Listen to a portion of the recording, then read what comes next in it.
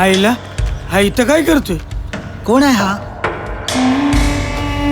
नमस्कार. सत्या शेठ. पुण्यात कुणाला बी विचारा, कुणी सांगेल सोशल वर्क म्हटला की मी पाहिला. तुमच्या मुलाची केस ठाऊक आहे आपल्याला. झालं ते खूप वाईट झालं बघा, पण त्याने पण त्यांच्या लफड्यात पडता कामा नये होतं. त्यांचं ते पर्सनल मॅटर होतं. आता कोर्टाचा निकाल लागलाय, विसरून जा. सावंतच्या मुलाने तुमच्या मुलाला मारला, माहीत आहे आपल्याला. आता त्याला फासावर लटकवून तुमचा पोरगा परत येणार आहे का? नाही ना. मग आता तुम्ही सुप्रीम कोर्टात जाणार, राष्ट्रपतींकडे जाणार, तिकडे पण हात निर्णय लागणार हो. तुमचे पैसे फुकट जाणार. काय सावंत खूप पॉवरफुल आहे. आता हे प्रेसवाले, मीडियावाले किचकिच करणार, तोडपाणी करणार सगळे. ते त्यांना नको आहे. काय गोखले, हे तुमचं काम नाही. तुम्ही पूजा सांगा, मुंज लावा, गणपती बसवा 1.5 दिवसाचा. काय मी निघतो. गोष्ट वाढू नका, संपवा. पोराशिवाय जगण्याची सवय झाली आहे तुम्हाला. मग आता बायकोशिवाय जगण्याचा हट्ट कशाला धरताय? हां, येतो मी. काळजी घ्या. हरि ओम शिवशंभो.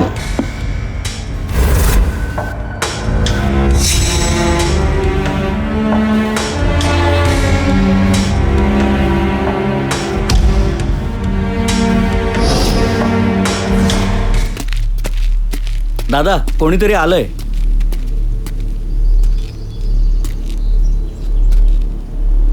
कोण आहे रे? मी रामचंद्र गोविंद गोखले. अख्ख्या पुण्यात कोणालाही विचार, कोणीही ओळखत नाही. पण आज नंतर तू माझं नाव कधीच विसरणार नाहीस.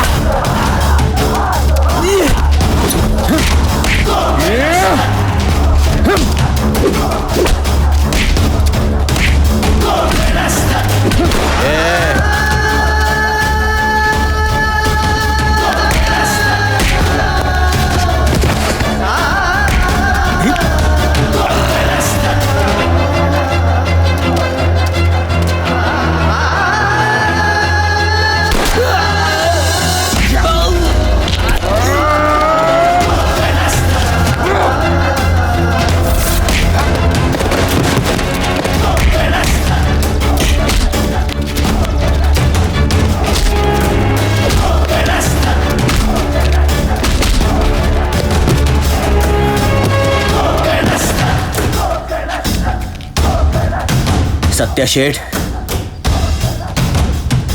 आमची शांतता आमच्या बुद्धिमत्तेतून आलेली आहे. त्याला भित्रेपणा समजू नका. जोपर्यंत शेंडी बांधलेली आहे तोपर्यंतच आर्यभट्ट. एकदा शेंडी सोडली की चाणक्य. हे लक्षात ठेवा. याद राखा, मी सगळं गमावू शकतो, पण माझा आत्मसन्मान नाही.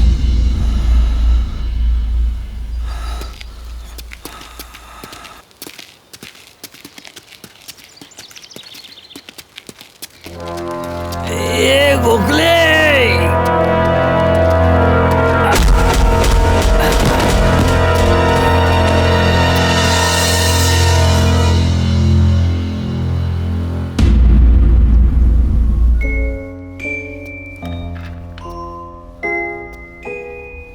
नमस्कार. मी गोखले साहेब, मी ओळखते तुम्हाला. Please have a seat.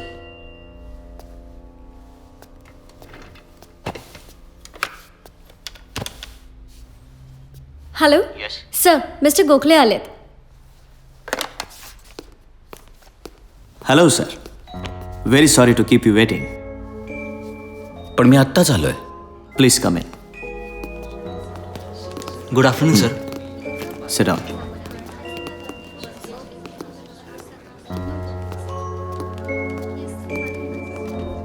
Have a seat. बोला सर. काय बोलू? माझ्यासारख्या एका सामान्य माणसाला काही बोलण्याची परिस्थिती ठेवली आहे का तुम्ही? सर, जेव्हा मला ती घटना आठवते मला माझीच लाज वाटते. भावना पोचल्या. एक सांगू का सर, वेळ खराब होती. तुमची, माझी, तुमच्या पोराची, मुलाची, रोहनची. सॉरी, रोहनची.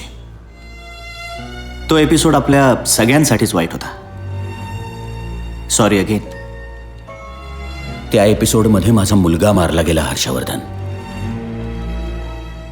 आणि त्याला मारून किती सहज सॉरी म्हणालास तू. मी पण दुसरं काय करणार. माझी पण कंडिशन समजून घ्या ना तुम्ही. पॉलिटिकल फॅमिली आहे आमची. वडिलांचं 3रं टर्म आहे मिनिस्टर म्हणून. काय ना सर, जेनीसोबतचं हिंडणं फिरणं वडिलांना आवडतच नव्हतं. And somewhere he was right. सिनेमातली फालतू आयटम गर्ल होती ती. बरं, मी तिला लग्नाचं वचनही दिलं नव्हतं. सर, आता माझं लग्न ठरलं एका खानदानी मुलीशी. ती मला ब्लॅकमेल करायला लागली. प्रेग्नंट आहे म्हणत प्रेसमध्ये गेली. आता हा आमचा पर्सनल मॅटर. तुमच्या मुलाला मध्ये पडायची काय गरज होती? बरं, मला त्याला मारायचं नव्हतं.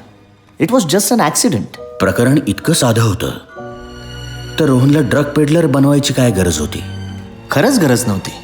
पण मला निर्दोष सिद्ध करण्यासाठी हे सगळं वकिलांनी आणि पोलिसांनी केलं.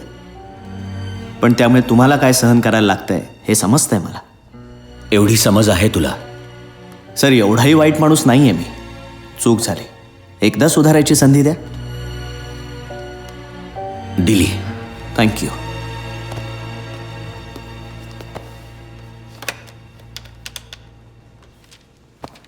मिस्टर जोशी, मी मिस्टर गोखलेंना तुमच्याकडे पाठवतोय. ते जो आकडा सांगतील तो. एकही प्रश्न न विचारता कॅश द्या. Okay sir. Mister Joshi is my accountant. इथून बाहेर गेल्यावर 3री कॅबिन. Anything else? तू पैसे दिल्यामुळे रोहन परत येईल असं वाटतं तुला, हर्षवर्धन? वय झालंय आता आमचं. काय करणार एवढ्या पैशांचं? बरं, कोणासाठी सोडूनही जाता येत नाही. एकुलता एक होता रोहन. त्या दिवशी कोणी ड्रग पेडलर नाही मारला गेला. एका सुसंस्कृत घरातला तितकाच सुसंस्कृत मुलगा मारला गेला. बरं, तुला फाशी देऊन तो आम्हाला परतही मिळणार नाही. आमची एवढीच इच्छा आहे की तो निर्दोष होता हे तू मान्य कर. ऑफकोर्स होताच तो, वादच नाही. मग इथून बाहेर पडून तुझ्या सगळ्या स्टाफ समोर सांगशील हेच? सॉरी, हे शक्य नाही. ठीक आहे. मग हेच सगळं उद्या ब्रेकिंग न्यूजमध्ये पाहतो. सॉरी, ऐक. आता आमचा पर्सनल मॅटर. तुमच्या मुलाला मध्ये पडायची काय गरज होती?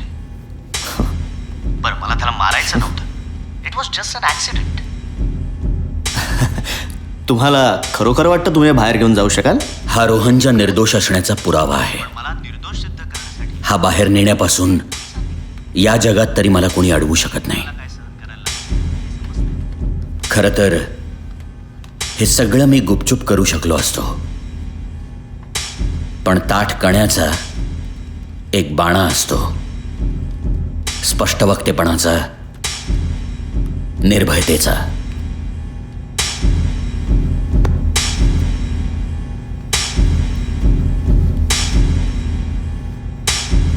गोखले, मला पाठीत गोळी मारायला आवडत नाही. रोहनच्याही घातली नव्हती. डोंट वरी सन, तुझा डॅड आहे ओके. प्राऊडली पडले आज छातीमध्ये ठेवून. फोन ठेवा खालती.